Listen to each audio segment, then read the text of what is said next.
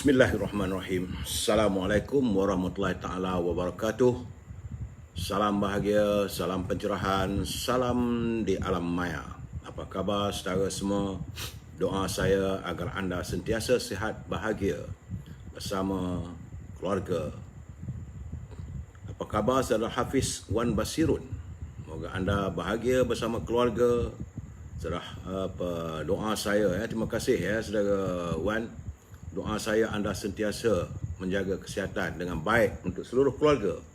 Begitu juga saudara Muhammad Naim, saudara Zamari LC, saudara Mustafa Ilyas, terima kasih hadir saban malam bersama menemani saya.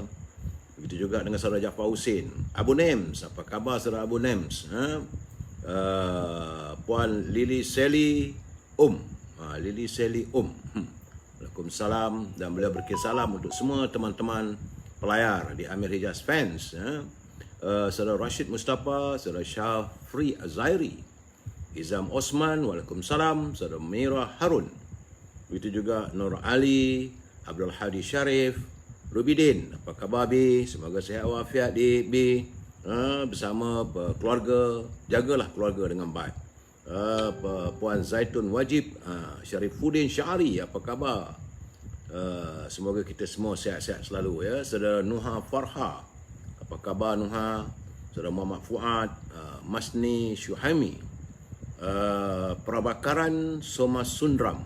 How are you Prabakaran? Moga sihat ya. Alum Shah, Man Omar, Hamzah Hussein, Ishak Ismail. Begitu juga dengan saudara Mahno, saudara Muhammad Hashim Muhammad Din, apa khabar? Openg Temu, Raja Zam, Raja Aman, apa khabar aku? Semoga sihat. Strawberry, saudara Hashim Alias, apa khabar orang Melaka? Juriah Samsudin, Muhammad Safari Matzun, Nizam Ejam dan Ahmad Afendi serta teman-teman yang lain yang tak sempat saya santuni, saya mohon maaf. Akan saya santuni usai pencerahan malam ini saudara ya. Nak santun semua nanti sampai habis tak dapat nak bagi pencerahan. Baik saudara, seperti biasa saya harus memberi laporan. Hari ini Jumaat 10 September 2021. Saya melihat bahawa data-data yang saya perolehi tidak begitu elok kerana jangkitan virus corona masih lagi meningkat. Semalam daripada 19,307, tapi hari ini dia telah pun naik mendadak kepada 21,176 warga kita yang disapa oleh virus corona, menjadikan jumlah warga kita, jumlah terkumpul yang dijangkiti oleh virus corona ataupun COVID-19 adalah 1,940,950 orang. Dah hampir dah 2 juta dah saudara.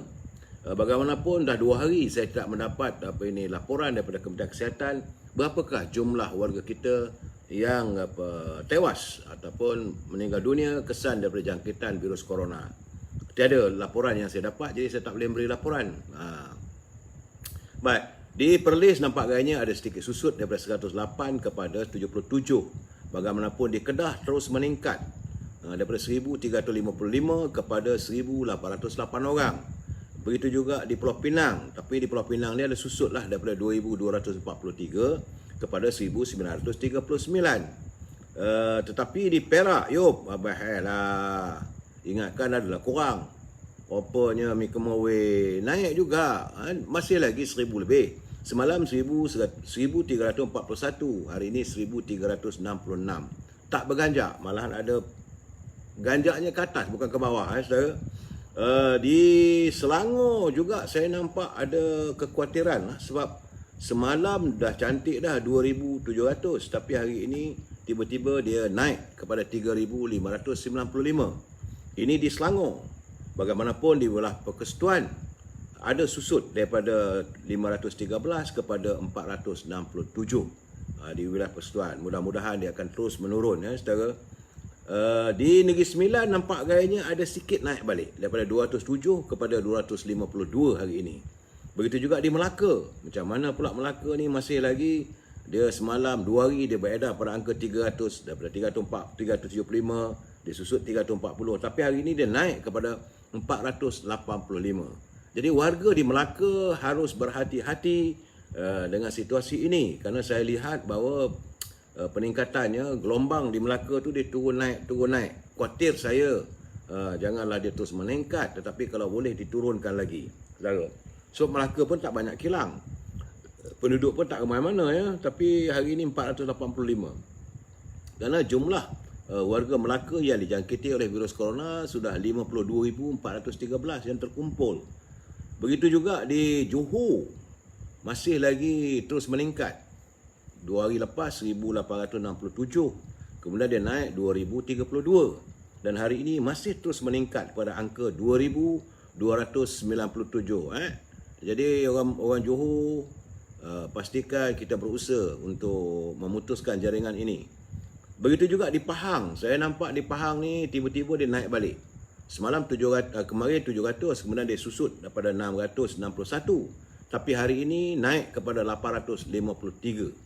Cuma di Terengganu adalah kelegaan sikit. Sebab dah 2 hari berturut-turut 900. Mula-mula 904, kemudian 910. Hari ini 776. Begitu juga di Kelantan, nampak gayanya Saudara Azmi adalah sedikit penurunan. Tapi masih lagi angka yang tidak baik. Kerana semalam 1438, hari ini 1254, masih lagi 1000 ke atas. Kita kalau boleh biarlah dalam 10-20 macam tu. Di Sabah, saya melihat bahawa ada sedikit penurunan, tapi masih lagi pada angka 2000. 2 hari lepas 2067, kemudian dia naik pada 2298, dan hari ini 2246. Susutnya sedikit sangat di Sabah. Tetapi di Labuan alhamdulillah daripada double digit kepada single digit. Itu semalam 15, hari ini 6. Bagaimanapun saya melihat di Sarawak masih lagi menjuarai.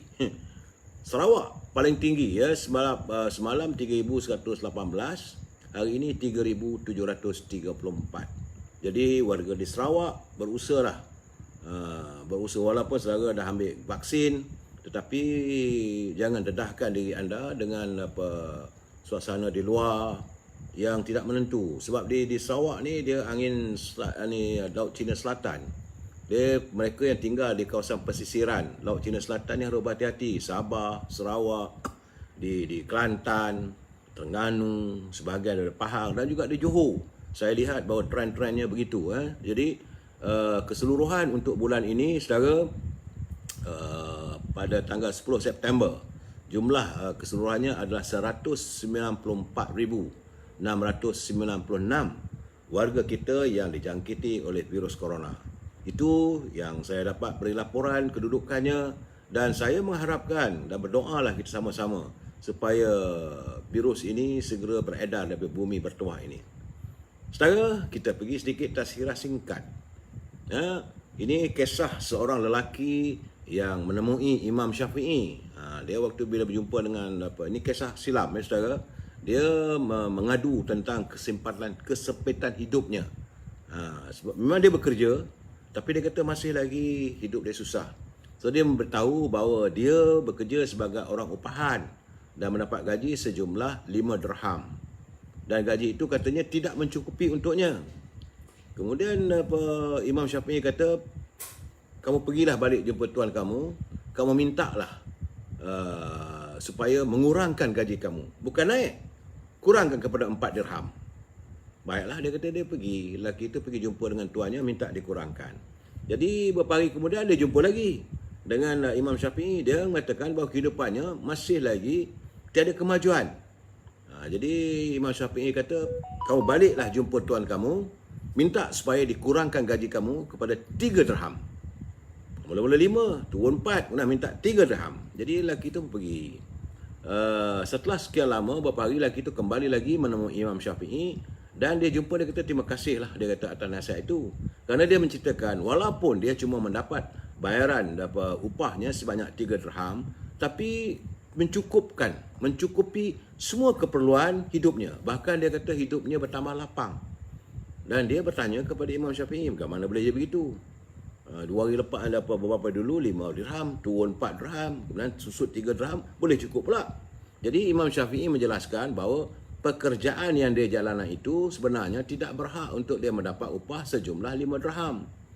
Tidak boleh lebih daripada 3 dirham. Dan kelebihan 2 dirham itu telah mencabut keberkatan harta yang dia miliki kerana ia bercampur aduk. Benda tu sepatutnya tak halal baginya. Gaji dia tinggi tapi kerjanya kurang. Jadi Imam Syafi'i membacakan sebuah syair, dia kata, dia kumpulkan yang haram dengan yang halal supaya ia menjadi banyak. Yang haram pun masuk ke dalam yang halal, lalu ia merosakkan keseluruhannya.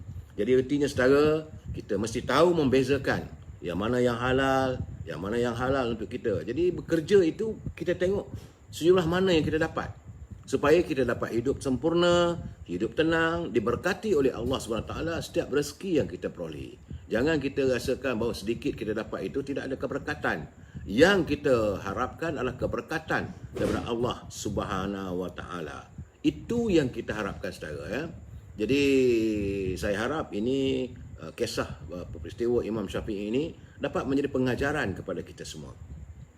Saudara, terima kasih Cikgu Hibil yang tidak henti-henti menghantar kiriman mutiara kata kita hari ini. Menurut Cikgu Hibil, saya harap beliau sihatlah di Manjung, ya. Saudara Cikgu Hibil Hasan, dia kata, carilah tangan yang sudi menyambut di saat kita terjatuh. Carilah mata yang selalu nampak kebaikan kita ketika kita tidak pun sempurna.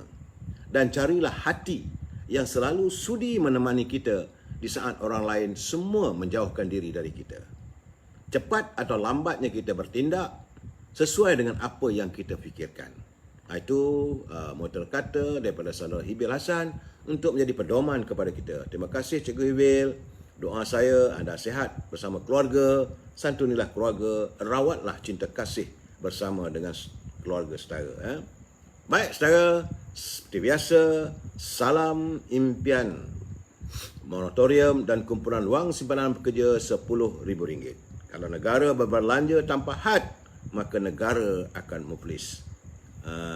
Saudara Amir Hassan Sultan Datuk sudah dapat BKC, alhamdulillah. Jadi kita cuma minta agar pihak pimpinan negara dapat memikirkan dan melaksanakan segera tentang moratorium ni. Ramai yang saya dapat kiriman yang terlalu banyak. Dan hari ini masih lagi belum ada kenyataan daripada Menteri Kewangan. Mungkin dia sibuk nak buat bajet ke maknya. Buat bajet lah, tapi rakyat jangan dilupakan. Begitu juga dengan tuntutan kita RM10,000 kumpulan wang simpanan pekerja. Dan mana mereka yang telah pun mendapat RM1,000 itu berbelanjalah seadanya. Saudara, baik, saya bila menyantuni bab ini moratorium kumpulan wang simpanan pekerja ni, rasa orang Kelantan panggil sek nak bernapas pun rasa sesak. Sebab memikirkan ramai teman-teman kita yang susah. Jadi sebab itu tajuk kita malam ini adalah ke mana hati hendak ku bawa. Sebab nampak sangat bahawa rakyat susah sekarang ni. Bukan sedikit saudara. Saya menerima kiriman. Mungkin saudara dapat 1 atau 2 kiriman. Saya ribuan. Masuk dalam wall saya, dalam page saya yang melahirkan keluhan. Bagaimanapun saudara, sebelum saya memberi pencerahan, kita santun dulu apa kata pantun Pak Nazil. Jangan lupa, terima kasih Pak Nazil ni, dia setia. Dia sebenarnya tak berapa sihat saudara. Tapi demi untuk teman-teman menceriakan kehidupan kita dalam suasana yang begitu muram, kemurungan ini, beliau masih lagi menghantar culipan pantun-pantun untuk kita. Memanglah orang Melayu ni berbicaranya melalui pantun, kita menegur pun melalui pantun. Kalau bercinta pun melalui pantun saudara. Jadi kata Pak Nazil, bunga melati berwarna merah dalam raga atas para. Hidup seperti bahan murah yang berharga kehormatan kita. Ini Pak Nazil mengingatkan kita. Jadi hidup kita ini kadang-kadang memang seperti bahan yang murah, tak ada nilai apapun. Cuma yang ada, yang berharga dalam kehidupan kita adalah kehormatan kita. Sebab itu jangan sesekali kita menggadaikan maruah dan kehormatan kita hanya semata-mata untuk mengejar sesuatu yang hanya untuk duniawi. Kata Pak Nazir lagi, rama-rama terbang merata, tidak serupa beberapa ekor. Jangan cuma pandai meminta, tetapi lupa hendak bersyukur. Jadi kita memanglah hari-hari kita berdoa pada Allah SWT. lepas semayang, sentiasa dalam perjalanan kita bertugas dan sebagainya, kita berdoa, minta pada Allah, berikanlah aku rezeki. Sedangkan Allah memberikan kita rezeki yang terlalu banyak. Dia memberi kita rezeki oksigen untuk terus bernapas, kesihatan badan, kadang-kadang rezeki dari segi harta dan sebagainya, tapi kita lupa untuk bersyukur. Malahan kalau kita jumpa kawan-kawan nak pinjam dan sebagainya, dah dapat tapi lupa nak bayar bila kita dah dapat balik untuk menggantikannya. Ya. Bagaimanapun saya juga menerima satu kiriman pantun yang nak bersama berpantun. Apa salahnya? Tak ada masalah, saudara. Iaitu kiriman saudara Azmi Umar. Ya, dia seronok berpantun. Ada 3-4 hari dulu dia hantarkan kiriman satu rangkap pantun. Hari ini dia hantar serangkap lagi. Elok kita santuni pantun saudara Azmi Umar. Ya. Dia pun terpanggil bila dengar Pak Nazil berpantun, dia pun nak berpantun juga. Apa salahnya saudara? Supaya kita sama-sama menyantuni. Kata saudara Azmi Umar, jangan dipakai berlainan sepatu, nampak janggal dipandang mata. Tiada jalinan bersama bersatu, rapatkan UMNO, kerjasama sekata. Jadi dia berpesan kepada warga UMNO, dia tahu ini adalah ruangan ini adalah ruangan ataupun sudut bicara saya tentang dengan warga UMNO. Saudara Razali, Datuk dapat BCK tak cukup bayar hutang. Memang saya tahu saudara, bukan, jadi kita jangan harap bahawa bantuan COVID ini untuk kita melangsangkan hutang, tidak. Sebab itu kita harus menuntut RM10,000 daripada kumpulan Wan Simpandan Pekerja. Itu hanyalah untuk kita bantuan keadaan kita menghadapi COVID-19, bukan untuk kita bersuka-suka ataupun berbelanja. Hanya saya kata sebekali saya katakan, kita harus berbelanja apa yang kita perlukan, bukan apa yang kita hendak. Saudara, jadi bersyukurlah atas apa yang dapat walaupun sedikit. InsyaAllah setiap kali kita bersyukur, Allah SWT akan menambahkan lagi pendapatan kita. Saudara Jari bin Isa Zukira, hari ini last bayar BKC saya tak dapat pun. Macam mana tu? Saya tak kata hari ini last. Saya berharap agar pimpinan kerajaan jangan ada dia punya timeline ataupun had waktunya. Sebab bukan satu orang, bukan saudara seorang, ramai lagi dapat. Ramai lagi tak dapat. Jangan main-main dengan rakyat ni. Nanti rakyat akan bangkit nanti. Ramai tak dapat, saudara, saya tahu. Bagaimanapun, sebelum saya memberi pencerahan lagi, saya ingin memberi peringatan pada teman-teman yang menyunting live saya ini dan dimasukkan dalam channel YouTube. Anda harus bertanggungjawab atas setiap suntingan yang anda lakukan. Kerana saya tidak akan bertanggungjawab. Beautiful Maria, Azra Lan. Bagi saya beri kebebasan, tak ada masalah.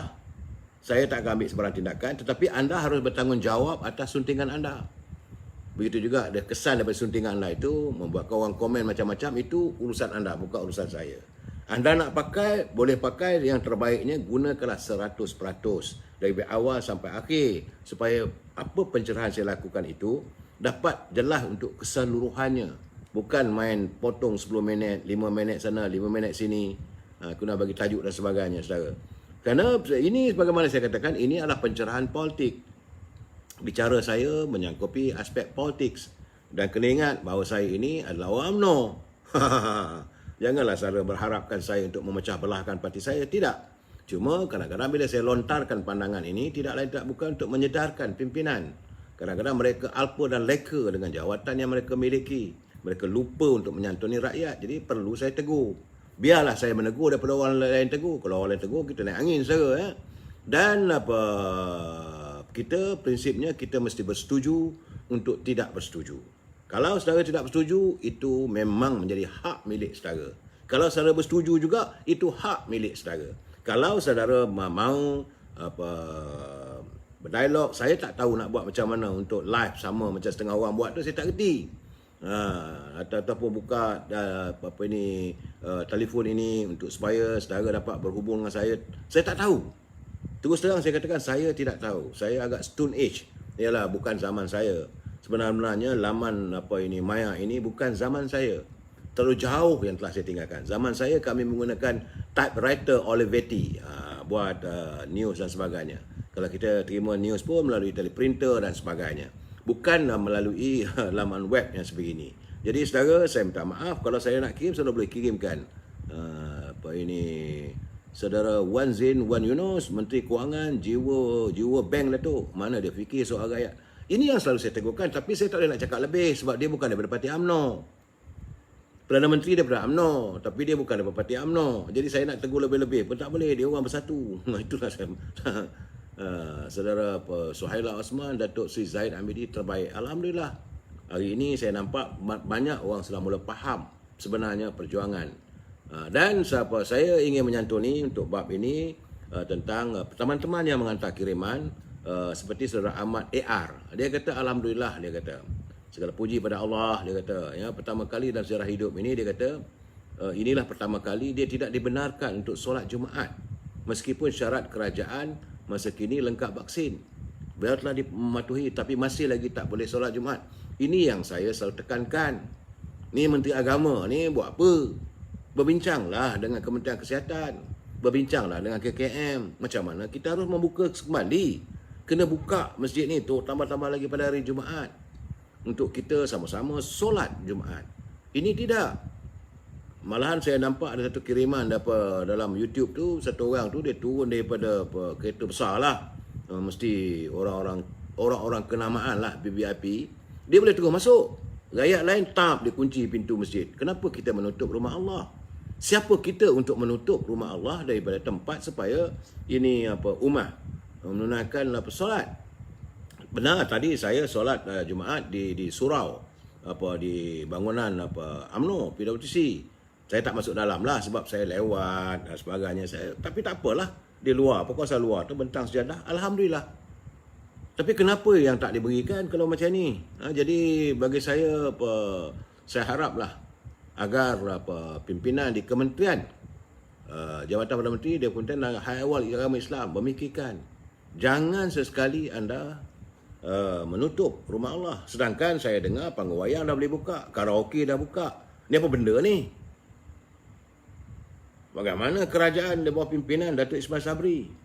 Karaoke dah boleh buka, pusat seni dah boleh buka, panggung wayang dah boleh buka. Takkan masjid tak boleh buka? Ini membuatkan kita marah. Ini sebagai saya tak patut. Jadi sebab tu Saudara Kamarul Zaman Ramli, Menteri tak ada hala tuju. Inilah saya katakan. Sedangkan dia kata bagi dia 5 hari dia boleh selesaikan segala masalah. Selesai masalah macam mana kalau masih lagi tertutup? Dan setengah masjid masih lagi daftar, orang ni boleh, orang ni tak boleh. Who are you? Anda siapa nak menentukan sama ada kami boleh tak boleh bertandang ke rumah Allah? Who are you? Anda bukan Munkar dan Nakir. Anda bukan malaikat yang menjaga pintu syurga. Anda bukan Ridwan dan Malik. Anda ada orang biasa. Sepatutnya biarkanlah. Sepatutnya menteri kena buat satu capaian tegas. Cukup-cukuplah, dah 2 tahun dah kita tak dapat bersemayang. Saya hari ini alhamdulillah meleleh air mata tadi kerana dapat sujud pada hari Jumaat bersama dengan ummah yang lain, saudara-saudara kita. Kenapa anda harus menutup rumah Allah? Kita nak berdoa. Dan imam tadi berdoa minta kepada Allah SWT segera menghapuskan virus corona ini. Dan anda menjadi jawatankuasa masjid, tutup.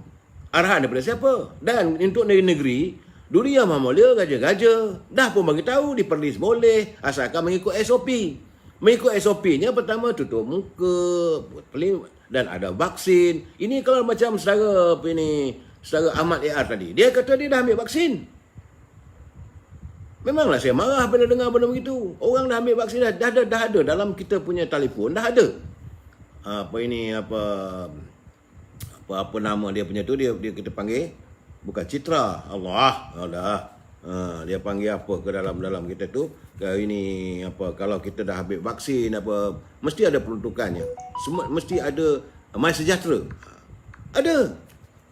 So dah ada rekod ada, kenapa tak bagi masuk? Sebab saya katakan, anda siapa untuk menghalang umat Islam untuk solat bersama Jumaat?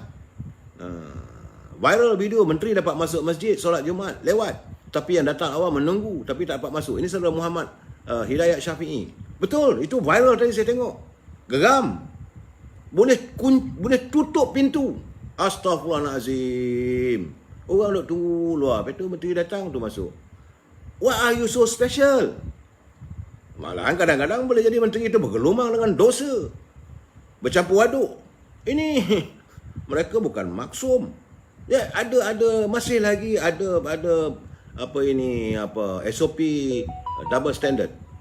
SOP dua alam. Itu saudaranya. Saya harus memberi pencerahan tentang ini. Saya tak bersetuju. Saya mengharapkan Datuk Idris Hamad selesaikan masalah ini. Kalau tidak, setiap minggu saya akan balun. Anda berada di situ sebab anda mewakili parti PAS. Timbalan anda juga, saudara Mazuk juga daripada PAS. Dulu mengatakan bahawa kita Islam. Islam apa bendanya kalau umat Islam ditahan untuk menunaikan solat? Carilah, bincanglah dengan MKN. Dah sekarang ni dah okey dah. Semua orang ambil vaksin. Okey lah. Pastikan ada pelitup. Pasti ada penjarakan. Kalau tak boleh sangat, di luar boleh. Saya masa buat haji, masa buat umrah, di persekitaran Kaabah yang suci itu, tepi-tepi jalan orang semayang. Tapi bolehlah dapat dia punya rahmatnya bersama-sama untuk berjemaah. Jadi saya haraplah anda akan berjumpa. Anda akan disoal nanti bila sampai waktunya, apabila kamu berkuasa, kenapa kamu tidak izinkan umat Islam yang lain untuk sama-sama berjemaah? Ya, saudara Mak Lela, Menteri Agama ni datang dari wilayah Musa Menjanggut. Agaknya begitulah. Undang-undang untuk mereka saja. Terima kasih saudara Mak Rozi, Mas Sejahtera. Kita dah ada Mas Sejahtera dan sekarang ni dah lengkap. Bincang, duduk. Sebab saya katakan, apakah menteri ataupun anggota jemaah kabinet bersama dengan di bawah pimpinan Datuk Ismail Sabri, mereka tidak berbincang masalah ini. Ini masalah besar. Betul, kita tahu masalah kesihatan, COVID, masalah ekonomi. Tetapi jangan dilupa. Jangan sampai akidah, jangan sampai agama Islam ini dipercacai. Saya bukan benci, meluat saya tengok. Dia datang dengan kereta Alphard ke apa ke. Siap dengan pengawal. Sampai je tu boleh terus masuk. Sedangkan orang lain tunggu tepi pintu. Bila dia masuk, tutup pintu pula, berbunyi pula tu. Aduhai. Meluatlah saya tengok benda begitu. Tak apa, saudara-saudara, itulah saya katakan ke mana hati kita nak bawa bila tengok keadaan begini. Saudara Asyari Ahmad, dia kata salam tu, dia kata saya muskil tentang BKC. Kalau ikut maklumat yang diberi, bantuan BKC adalah mengikut maklumat yang ada pada Lembaga Hasil Dalam Negeri.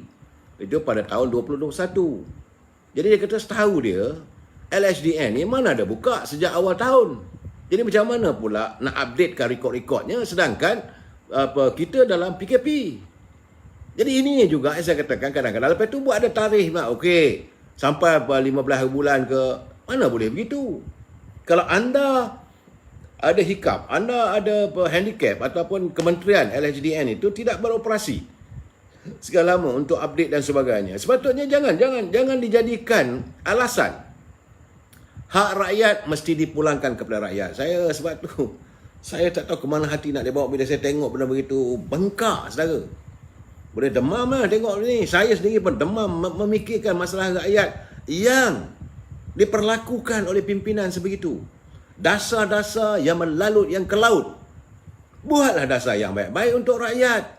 Janjinya bahawa kerajaan pimpinan yang berhormat Datuk Ismail Sabri adalah untuk menyantuni masalah COVID-19 dan memperbaiki ekonomi.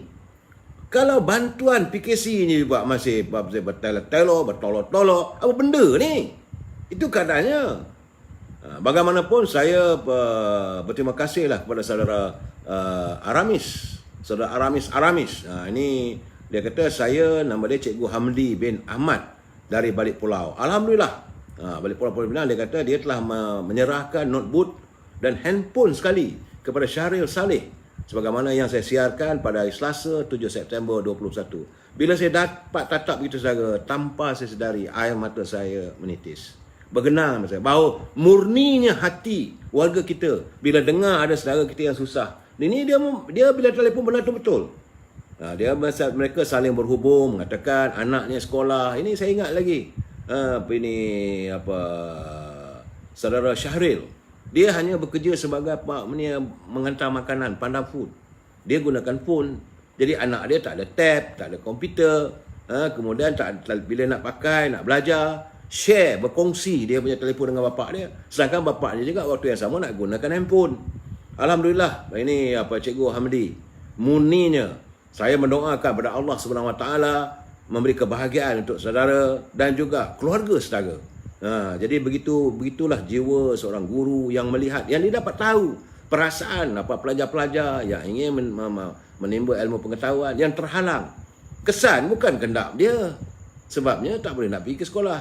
Jadi kepada warga, pada keluarga Encik Syahril, saya hanya sekadar membantu untuk menyalurkan pencerahan. Jadi begitulah kata saudara Cikgu Hamdi, dia kata kita adalah warga cinta damai. Kerana dia kata ramai, dia kata bukan sikit, ramai saudara kita yang masih susah dan sedang menghadapi ujian sepanjang PKP ini, dan mereka ni perlu diberikan perhatian. Jadi teman-teman, kalau kita dengar kawan-kawan kita yang susah, bantulah. Tak payah hulu pada saya tidak keperluan. Yang saya lontarkan, saya beri pencerahan, santunilah mereka. Jadi saya terharulah melihat warga kita. Sebab itu saya katakan berkali-kali, negara kita makmur, bumi kita bumi bertuah, bumi yang mempunyai segala hasilnya. Tapi kenapa rakyat masih mengemis di bumi sendiri? Ini yang saya tak boleh terima, saudara. Terima kasih Cikgu Hamdi. Doa saya agak anda bahagia. Kemudian saya terima daripada saudara Muhammad Amin Z. Dia kata apa? Dia minta pencerahan. Dia kata dah 5 hari, dia kata. Selama 5 hari dia berbaris di Maybank untuk mendapatkan BKC. Tapi setiap kali dia baris tak ada masuk. Jadi sebab itu saya kata dalam keadaan begini, saudara Muhammad Amin, saya menyarankan anda di mana saya tak tahulah, berhubunglah dengan pejabat UMNO, carilah ketua pemuda di situ, mintalah bantuan mereka, bukan minta bantuan duit, minta bantuan macam mana hala cara untuk menguruskan. Sebab saya tadi bercakap dengan di pejabat tingkat 38. Saya kata you all kena tahu, inilah masanya untuk kita menabur bakti. Setuju. Saudara Muhammad Amin Zaid, itu yang dapat saya lakukan. Kemudian saudara Hazil Hani, dia hantar kiriman tu menyantuni pencerahan saya 2-3 malam dulu. Dia kata tuntutan rakyat ni memang dah berbulan yang mereka lontarkan, tapi masih tak ada apa-apa action atau tindakan daripada kerajaan. Jadi bukan semua dapat bantuan kerajaan seperti yang kerajaan selalu sebutkan itu, dia kata. Dalam data Lembaga Hasil Dalam Negeri, status kami masih lagi status lama. Padahal kami sudah pun hilang pekerjaan. Betul. Dalam status dalam LHDN masih bekerja, sedangkan dia dah tak ada kerja. Memang satu bantuan pun tak dapat. Nak cari kerja masih lagi azab kat luar, dia kata. Nak memulakan berniaga pun mana nak cari modal.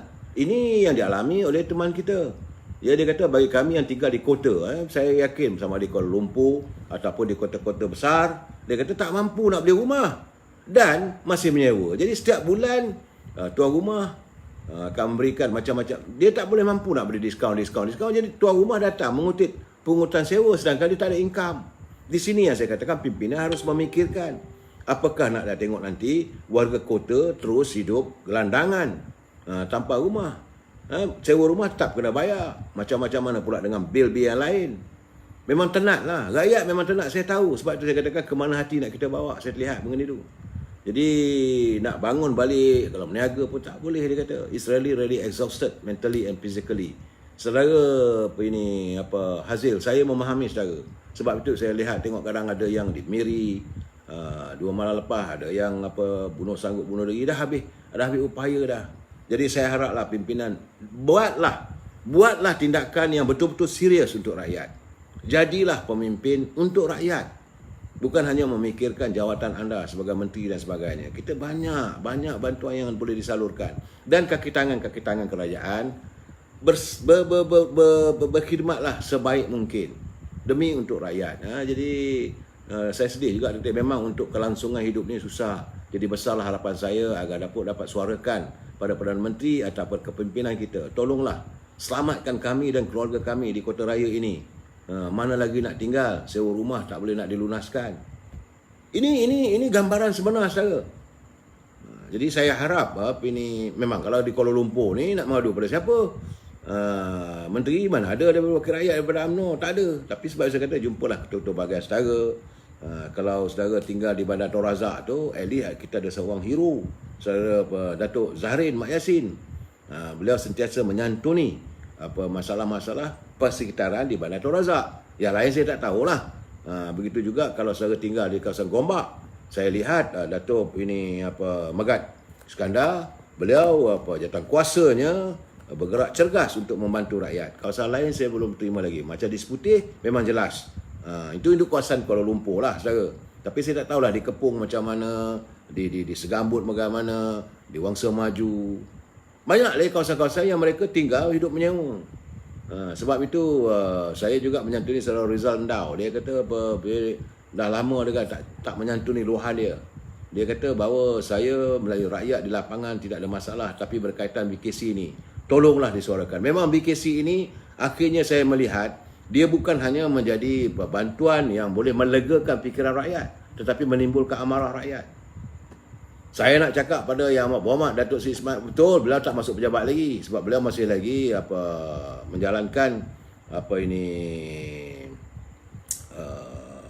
dipanggil kuarantin kendiri di rumah.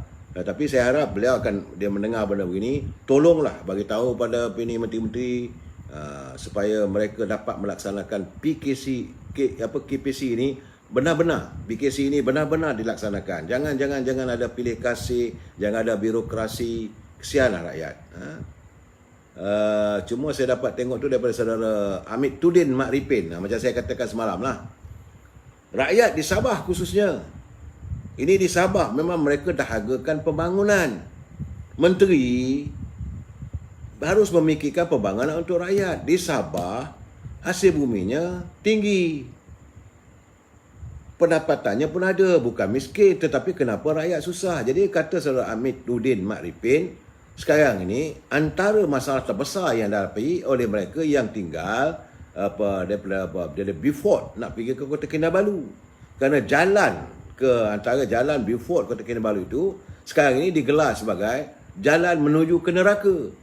Jadi sepatutnya pihak Kementerian Kerja Raya harus menyantuni masalah ini. Artinya bukan masalah satu hari. Ini dah bertahun ni sebabnya. Jadi perlu dilaksanakan wakil rakyat kawasan itu. Kalau kawasan Darau, saya boleh bercakap lah juga dengan sahabat saya, Saudara Azhar. Semudah-mudahan beliau akan bangkitkan perkara ini dalam Dewan Undangan Negeri di Sabah nanti. Saya harap Saudara Azhar Mat Husin, ahli Dewan Undangan Negeri kawasan Darau, walaupun saudara daripada Parti Warisan. Bagi saya, saudara harus menyantuni masalah ini. Saya cuba berhubungi Saudara Mak Alamin, tak dapat. Bila saya dengar dia berjalan daripada Beaufort ke Kota Kinabalu. Ini kalau dikenali sebagai lebuh raya menuju ke neraka, that means jalan itu benar-benar dalam keadaan yang tidak terurus dan membahayakan pada pengguna. Dan saya tersenyumlah bila Puan Mariam Ramli dia menzahirkan agar kau boleh pulihkanlah kembali Parti UMNO yang kini dipandang serong. Ramai sangat yang tak hargai jasa UMNO. Itu benar. Itu benar, ramai. Sebab saya katakan bahawa apa yang berlaku bagi rakyat, dia melihat kerajaan ini akan ditempiaskannya, dilampiaskan kepada UMNO. Dia tak peduli sama ada kerajaan itu kerajaan PAS ke, kerajaan itu kerajaan Pakatan Harapan ke, kalau di Selangor ni kerajaan PKR ke. Tapi rakyat akan kata ini UMNO lah ni. Dia lain tak ada UMNO sebab mereka melihat bahawa kerajaan adalah UMNO. Sebab itu saya katakan sekarang ni, kita harus berusaha untuk memastikan agar UMNO kembali dominan supaya dapat menabur bakti. Bagi rakyat itu saja. Saya dah terima banyak kiriman daripada Selangor. Kadang-kadang saya ketawa pun ada. Saya senyum. Malah macam di Negeri Sembilan. Wah, Tok Mak Hassan buat apa? Oh, jalan begini, keadaan begini, hidup rakyat Negeri Sembilan ni susah. Sedangkan di Negeri Sembilan ditadbir oleh Parti Keadilan. Bukan UMNO. Itulah saya katakan bahawa the only way kalaulah ini kita dapat memerintah semula tu, mudah lagi buat kerjanya. Sebab saya juga bertambah khuatir. Sebulan, 2 bulan lalu pun saya telah melontarkan bahawa kekhawatiran saya iaitu tentang food bank ataupun bank makanan untuk negara kita ini. Dan hari ini saya baca utusan Malaysia melaporkan bahawa Malaysia bakal mengalami krisis keselamatan makanan jika kadar defisit ekspor dan import meningkat kepada 35% dalam tempoh 10 tahun mendatang. It is a very serious matter. Ini sebenarnya yang ketakutan saya, yang selalu saya katakan, kalau kita tidak dapat menyantuni ekonomi kita, ringgit kita terus mengelusur jatuh, jadi kita tidak mampu untuk beli makanan dan kita bergantung sumber makanan dari luar, kita import dari luar saudara. Dalam keadaan begini, sepatutnya pimpinan negara harus memikirkan secara tuntas. Sebab itu saya katakan Menteri Pertanian. Tapi Menteri Pertanian bukan datang daripada UMNO. Saudara Ronald Kaindi ini dulu adalah ahli Parlimen UMNO. Dia dah melompat masuk Parti Bersatu. Jadi saya nak tegur lebih pun nanti dia kata suka aku lah, dia kata orang UMNO sibuk apa hal. Jadi sebenarnya sekarang ni macam Ronald, dia jaga Kementerian Pertanian dan sumber makanan. Sepatutnya dia harus memikirkan buat persiapan dari awal. Dan dari segi pemberian APAP untuk mengimport makanan dan sebagainya harus dipikirkan lebih awal daripada sekarang. Persiapan kita. Jangan bagi 4-5 company aja. Contoh saya bagi tahu, kalau untuk mengimport beras, kita pergantungan pada beras kita daripada luar. Yang ada untuk negara kita ni, petani-petani tak cukup. Dan sepatutnya sekarang ni diluaskanlah kawasan untuk pertanian macam di Sabah. Sabah sesuai untuk dijadikan kawasan pertanian untuk sumber beras. Begitu juga beberapa kawasan. Sebab Sabah dengan Sarawak masih lagi tak ditoka, luas kawasannya. Tapi saya dipahamkan ada tanah-tanah dah dimiliki oleh pimpinan-pimpinan terdahulu. Ini yang jadi masalahnya. Jadi kerajaan negeri kena tengok, kena lihat. Seandainya tanah-tanah yang ada itu masih terbiar, maka kerajaan melalui akta tanah dan sebagainya boleh ambil balik dan bukalah kawasan pertanian. Saya teringat lagi waktu era kepimpinan Tun Abdullah Ahmad Badawi, dia menyatakan bahawa pertanian itu mau dijadikan sebagai industri. Dan sekarang ni kita harus melihat, kerana dia kata Malaysia mengalami kadar defisit 24.9% ataupun 21.7 bilion bila kita mengimport. Defisit tau, bukan jumlah sebenar. Mana jumlah lebih tinggi lagi. Kita mengimport makanan. Jadi kalau tanah-tanah pertanian ini dapat diambil balik, dan kita punya warga kita ramai yang boleh mengusahakan pertanian secara moden. Dan sekarang ni kita dah banyak informasi. Kita pula ada Universiti Pertanian. Buatlah kajian bagaimana di Sabah tu beras jenis apa yang sesuai untuk ditanam. Kawasannya macam kawasan Beaufort ke, Sandakan ke, ataupun Sempurna ke, memang ada kesesuaian untuk dijadikan sebagai tanaman padi. Kenapa tidak mahu dijadikan secara industri? Jadi menteri kena berfikir di luar petak yang lebih bukan hanya sekadar untuk menyantuni yang ada. Dan apa kepentingan? Kita paling penting sekali adalah padi. Kemudian begitu juga sumber makanan seperti ikan, sayur-sayuran. Ini mesti diutamakan. Jadi nelayan-nelayan kita ni macam dulu zaman era Barisan Nasional, masa Datuk Seri Najib dulu tu dia bagi subsidi minyak, subsidi enjin motorbot untuk nelayan pesisir. Sebab ini kena diteruskan, dan ada juga subsidi untuk nelayan laut dalam. Dan sudah sampai masanya warga-warga kita yang sudah pun belajar, yang tinggi ilmu perniagaan dan sebagainya, memiliki bot-bot besar untuk menuai hasil laut dalam. Kita kena pergi ke arah itu. Dan saya yakin bahawa warga kita mampu. Cuma yang tak dapat kerana Kementerian Pertanian itu menghadkan, menyusahkan kalau orang nak mengusahakan. Saya yakin macam di Pulau Pinang, dekat Batu Maung apa semua, memang dia nak buat. Tapi tidak diberi guidance apa, tak dibantu. Sepatutnya macam Bank Pertanian. Keluarkanlah bantuan untuk pembelian bot-bot besar yang label sampai kapal, yang di mana bila mereka pergi ke laut itu bukan untuk 1 hari 2 hari.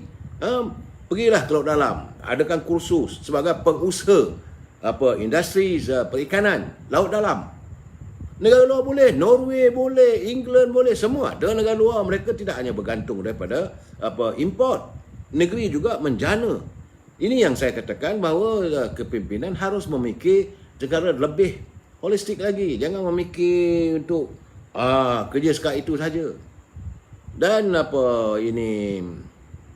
saya juga agak-agak terperanjat bila sekarang ni masalah harga barangan makanan naik mendadak yang bukan-bukan. Kalau harga barang, contohnya macam harga ayam, di semua saya dapat kiriman daripada kawan-kawan daripada Sabah, daripada Sarawak, daripada Johor, daripada Pulau Pinang, daripada Melaka, dari Kuala Lumpur, semua di atas RM10 sekilo. Artinya harga ayam sudah naik. Ini adalah antara makanan utama, dan sekarang ni nak beli ikan mahal. Takkan nak biarkan rakyat sentiasa makan dengan logika termenung saja. Jadi dalam keadaan begini kita harus menuntutlah bahawa pimpinan harus memikirkan. Dan begitu juga dalam kita menangani masalah COVID ini mesti ada SOP-nya. Bukan hanya SOP, mesti ada dipikirkan ubat. Ubatnya apa? Macam mana kita nak merawat kalau orang kena jangkitan COVID-19 ni? Jangan hanya dengan vaksin. Apa ubatnya? Ivermectin ke? Apa-apa sajalah.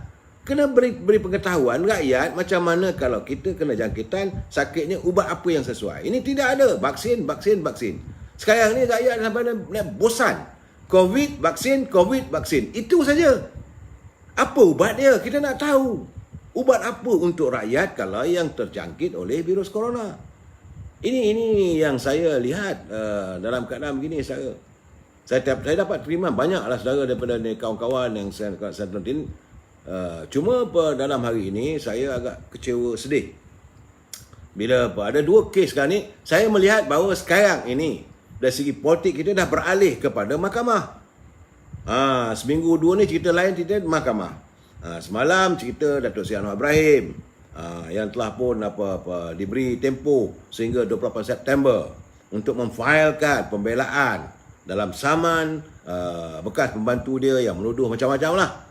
Saya melihat bahawa ini adalah percaturan politik yang mahu menggunakan mahkamah.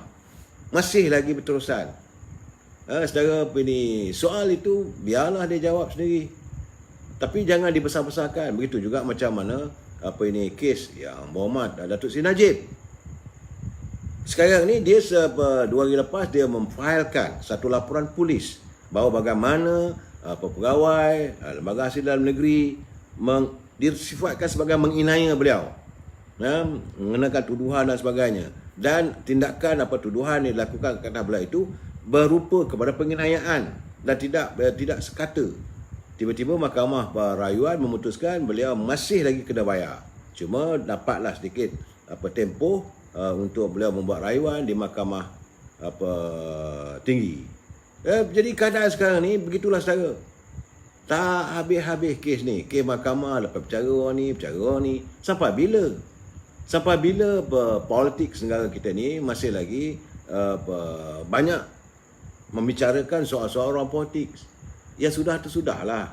Saya katakan nak bawa mahkamah, bawa, tak ada masalah. Kalau betul-betul dia melakukan kesalahan. Dan setiap tuduhan itu mesti diperhalusi. Bukan kerana kes-kes yang terpilih. Orang ini tak kena, orang ini kena, orang ini... Ini satu benda yang tidak baik. Kerana ada dendam menggunakan mahkamah. Jadi hakim tak berhenti-henti mengadili orang politik. Sedangkan banyak ciri-ciri jenayah. Saya lihatlah apa yang berlaku di Pulau Pinang. Masih tak ada timbul lagi tentang tangkapan pengedar dadah 4 bilion. Saya ingat dalam tahun lepas. Senyap.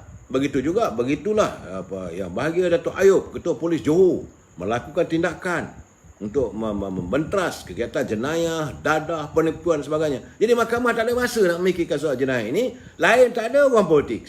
Lepas satu, akhirnya nanti bila tak cukup kes, dibebaskan. Berapa bila? Until when? Dan saya mengharapkan bahawa pada hari Isnin nanti adalah titah tuanku agar melihat kes-kes gini. Sebab tuanku akan bertitah, Yang Mulia Pertuan Agong akan bertitah pembukaan Parlimen pada hari Isnin, hari raya Jumaat, Sabtu, Ahad. Jadi 2 hari lagi Parlimen akan dibuka. Tapi sebelum Parlimen dibuka, dah jadi masalah macam-macam cerita bahawa sebab kesan daripada peletakan jawatan Datuk Azalina Osman sebagai timbalan speaker. Jadi UMNO mencadangkan Datuk Ahmad Maslan. Sudah, orang yang masih lagi dibicarakan tak sesuai lah. Saya nak cakap terus terang lah, kalau semua orang masih dibicarakan, orang ada tuduhan dan sebagainya, semua kena tuduh. Boleh katakan hampir 90%. Bila speaker Dewan Negara pula Datuk Tan Sri Rais Jatin, dia kata orang ini tak sesuai pegang jawatan. Sampai bila kita nak selesai benda ni? Sampai bila masalah orang yang dituduh bahawa kluster mahkamah, yang mewujudkan kluster mahkamah siapa? Adalah mereka yang satu ketika pernah berkuasa kerana dendam. Kerana dendam, lain tak ada. Saya tadi berbual juga tadi dengan kawan-kawan di Pejabat UMNO. Saya tanya, seandainya lah waktu itu Datuk Sri Zahid Hamidi ikut kehendak Dr. Mahdi, apakah beliau akan diseret ke mahkamah? Nahi. Kalaulah waktu itu bila Dr. Mahathir minta agar Datuk Seri Zahid sebagai Presiden UMNO membubarkan UMNO dan membawa semua ahli UMNO menyertai bersatu, dia tak akan dibawa ke mahkamah lah. Tapi kerana jiwa dia sebagai pejuang, dia merasakan tanggungjawab daripada parti, maka dia tak mau, dia menolak. Akhirnya dia diseret ke mahkamah. Ini masalahnya yang orang tidak tahu. Jadi bila bawa ke mahkamah, macam-macam tuduhan dan berserta dengan penghinaan. Ini keadaan yang perlu rakyat tahu. Saya nak bagi tahu sahabat malam saya akan bercakap. Kita harus membicarakan. Begitu juga dengan Datuk Seri Najib. Macam saya katakan, nak bawa Datuk Najib ke mahkamah, tak ada masalah. Kita menerima dengan tenang. Okeylah, mantan Perdana Menteri, mantan Presiden UMNO, seret ke mahkamah. Okey, tetapi biarlah perbicaraan itu tuntas. Bahawa orang yang disyaki melakukan macam semua tahu, Jolo ada situ, Nek Faizal situ, ramai. Termasuklah juga dengan AZT, bekas Gubernur Bank Negara. Bila cerita suami dia dapat dan ni apa di Singapura, di siasat, ya sepatutnya orang-orang ini juga kena dibawa ke mahkamah. Barulah kita dapat satu cerita yang sebenarnya, sejelas-jelasnya, sama ada orang yang dituduh itu benar-benar bersalah ataupun ada perancangan ataupun ada konspirasi. Ini keadaan saya. Saya nak cakap berkali-kali. Bukan saya nak katakan nak memenangkan Presiden UMNO saya. Kalau beliau bersalah, bersalahlah. Tetapi cara perbicaraan itu, cara tuduhan itu. Bila saudara boleh semak berita harian dalam 3 bulan lepas, Dr. Mahathir sendiri mengaku bahawa dia kata memang dia minta Zahid Hamidi membubarkan UMNO, membawa semua ahli UMNO menyertai Parti Bersatu. Itu kenyataan beliau. Jadi artinya apa yang Datuk Zahid cakap itu benar. Bahawa dia mengatakan bahawa ini adalah tuduhan kerana dia tidak mahu, tidak mengizinkan UMNO ini tunduk melutut kepada PBM. Sebab itu dia kata tak apalah, dia ever ready lah untuk berhadapan dengan sebarang tuduhan. Ya biarlah mahkamah menentukan. Begitu Datuk Zahid, ada Datuk Seri Najib, tak habis-habis. Cuma katanya hari ini sepatutnya Perdana Menteri mengumumkan bahawa beliau sepatutnya dilantik sebagai penasihat ekonomi kepada Perdana Menteri. Cuma saya fikir-fikir, saya berborak dengan kawan-kawan, apakah sesuai? Sebab yang dah dilantik sebagai pengerusi Majlis Pemulihan Negara, Tan Sri Muhyiddin. Takkan Datuk Seri Najib pula duduk sebagai penasihat ekonomi. Jadi terpaksa dengar cakap Tan Sri Muhyiddin. Saya pun tak tahulah keadaan gini. Jadi sepatutnya saya kata seharusnya sekarang ni biarkanlah berjalan. Yang Amat Berhormat Datuk Ismail Sabri, laksanakanlah tugas anda sebagai Perdana Menteri. Jalankan dengan baik. Tapi jangan ada sebarang penganiayaan atau tindakan balas dendam. Teruskanlah. Dan kena ingatkan ahli-ahli kabinet. Kita orang Melayu ni saudara, jangan lupa pada Tuan Madinah, hormat menghormati sama insan. Saya agak sedih. Saya agak sedih tadi bila tengok Datuk Seri Najib datang solat di surau di PWTC. Beliau dengan wajah yang tenang, masih lagi melambai salam pada kawan-kawan apa semua. Dan saya sedih lah bila dapat tahu bahawa beliau dilakukan penganiayaan sebegitu. Bagi saya soalnya kalaulah itu salah, buktikanlah kesalahannya. Jangan kita merasakan ini ada usaha-usaha balas dendam. Jadi Datuk Ismail Sabri kena lihatlah benda ni. Kita tak minta supaya Datuk Ismail Sabri campur panggil hakim, tak payah. Biar mahkamah menentukan. Dan kita harap agar AG ataupun pegawai negara bersikap telus. Itu saja yang kita minta. Saudara, hari ini saudara tu serang saya katakan saya lega. Sebab saya hari ini pergi ke Ibu Pejabat UMNO, pergi ke dekat 38 dan saya melihat agak lega kerana sunyi daripada parasit politik dah tak ada dah rumah UMNO. Mungkin sebab mereka sibuk lah sekarang ni. Ada yang jadi menteri, ada yang jadi Perdana Menteri, ada yang jadi pegawai khas, ada yang jadi institusi politik. Mungkinlah agaknya mereka sibuk. Okeylah, carry on lah anda. Jadi biarkanlah Ibu Pejabat UMNO ini dengan kaki tangannya, dengan presidennya menyantuni politik negara ini setuntas yang mungkin. Cuma saya berkali-kali mengingatkan, kita harus sebab saya nampaklah 1-2 berudu tadi. Ada juga, bukan tak ada 1-2 berudu itu level berudu je. Bukan pun level katak pun. Jadi orang ni cuba nak, saya kata mungkin nak mengending tapi tak berani naik ke atas pun. Tak berani naik ke tingkat 38. duduk sembang kat bawah. Okey, kata okey lah tu. Tetapi saya nak mengingatkan kepada Presiden UMNO bahawa dalam pilihan raya akan datang, saya merasakan bahawa pilihan raya akan dijalankan sekitar dalam 7 bulan lagi. Saya dengar hayati tiap-tiap pengucapan daripada Perdana Menteri, daripada menteri-menteri, pimpinan politik, sama ada daripada pembangkang dan sebagainya. Saya rasa bahawa pilihan raya akan dilaksanakan sekitar 7 bulan lagi. Mungkin dibuat serentak dengan Sarawak. Cuma saya minta, saya tuntut dari Presiden sekali lagi. Kali ini pastikan bahawa calon-calon yang diturunkan mestilah muka-muka baru dan kalau boleh sebahagiannya adalah anak muda. It's a time for us.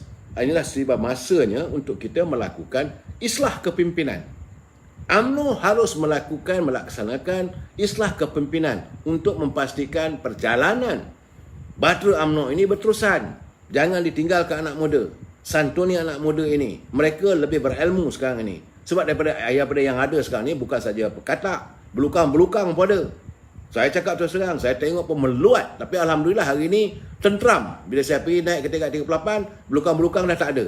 Ada tadi saya tengok pimpinan daripada Johor. Ada yang datang daripada Kota Tinggi, datang daripada Mersing. Saya tengok wajahnya bersih.